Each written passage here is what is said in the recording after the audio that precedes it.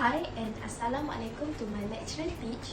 My name is Shazwana binti Ahmad Rozi and I am from CAFF 236 degree in Arts Management. This is a video presentation for informative speech topic selection. So for today's presentation, I'm going to present about the third wave of COVID-19, causes and impacts of the third wave of COVID-19. So, do you know that currently Malaysia are facing the third wave of COVID-19? Almost every day, the numbers of cases in Malaysia keep rising, right? I think I don't need to explain more about coronavirus since I guess everyone already know what is actually coronavirus, or also known as COVID-19. Our country has already facing this pandemic since March 2020. Since 20 September 2020, Malaysia have been facing the third wave of COVID-19 pandemic. The third wave of COVID-19 start when there is a small election happen in Sabah, which contribute to the spread of the virus in Peninsular Malaysia. Instead of that, another huge factor that contribute to the wave of COVID-19 pandemic in Peninsular Malaysia is from Kedah and Selangor. We have seen the government do a lot of steps and precautious movement in order to decrease the number of cases almost every day by doing movement control order in highly risk or infected place. Do you know that currently hospital in Malaysia have used almost 80%, almost all hospital of the capacity in the ICU, which makes everyone, including me myself especially the frontliners, feel very uncomfortable and afraid of the number that keep rising day by day. Next, the increasing number of COVID-19 cases in Malaysia also because the rising number of swab tests that have been done by the factory workers and construction sites workers. Instead of that, I think the rising number of COVID-19 cases in Malaysia also because of the society nowadays that already demotivated, fed up and tired to obey all the SOPs set by the government.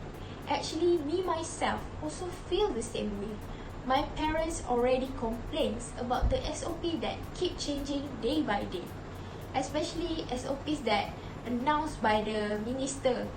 Sometimes we could see people like influencers that are famous, such as politicians and actors, break all the rules and SOPs. Why is this happening? I think it's the same reason. Everyone is so tired, demotivated to follow all the rules and SOPs.